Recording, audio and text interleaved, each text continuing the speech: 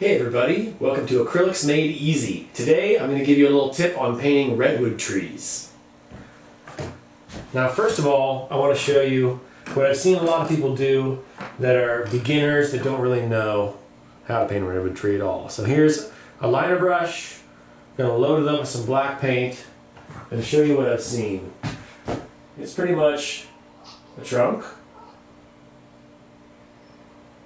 and then a lot of very even branches kind of lined up like this. Again, this is the way that I've seen a lot of beginners do, but which is not what I recommend. Okay?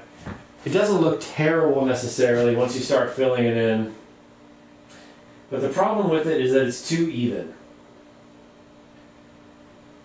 We have a tendency to always want to make a pattern out of things, but when you're painting a landscape, painting anything natural like a tree, one of the worst things you can do is try to make it too even and too parallel.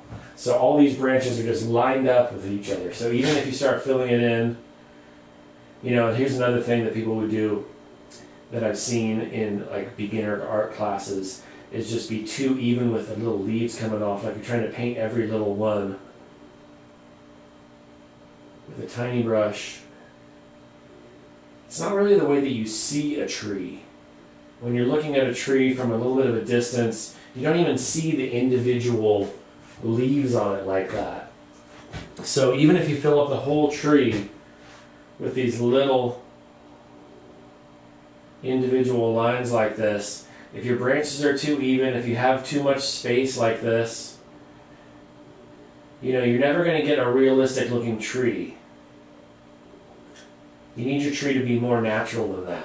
So let me show you the method that I've seen a lot of people teach in sort of beginner art classes, which is a little bit better, but not quite the best in my opinion. It's to use a fan brush. So we'll load that up with some black paint. This is kind of your Bob Ross tree painting technique, Bob Ross evergreen tree technique, where you have a trunk like this, and you just start kind of sweeping the fan brush to one side and then the other, back and forth. It creates a fuller tree, which is nice. But the problem that can be with this is that it's just too sort of uniform in these little swooping shapes. It's kind of hard to avoid when you're using that fan brush. So let me show you my favorite tree painting technique, the one that I think is the best, which involves a flat brush. So I'm going to put this fan brush aside and grab a 1-inch flat brush, load that up with some black paint here, and we'll start with the trunk. And instead of sort of swooping the brush side to side, what I'm going to use is the corner of the brush to sort of bounce off the canvas and create these little clusters, these little abstract shapes, these clusters of leaves and branches. This is sort of more how your eye actually sees a tree. It's these sort of large abstract shapes. And they do have a somewhat conical shape overall, but it's never as perfectly even as these sort of swoopy fan brush trees. So what I like to do is use the very corner of the brush at the top, and then when I get halfway down the tree or so, I start using more of the whole brush. But when I get toward the end, I'm using the corner, and I'm just playing around with these shapes so that no shape is exactly like the shape above it or below it. And what it does is it creates a lot more realistic tree shape without a lot of work. It's one of the beautiful things about painting with this loose style is that you end up with something that's more realistic, and yet it's actually easier to do to paint it this way.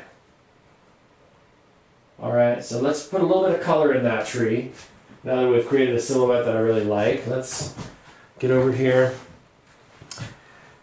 Here's a little trick I learned when I was working in a tattoo shop. is black and yellow make a really nice sort of forest green.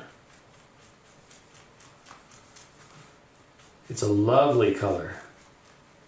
Really good for a green on a tree that's not just like fluorescent and cartoonish. You know, just a little bit of some nice, rich, foresty green.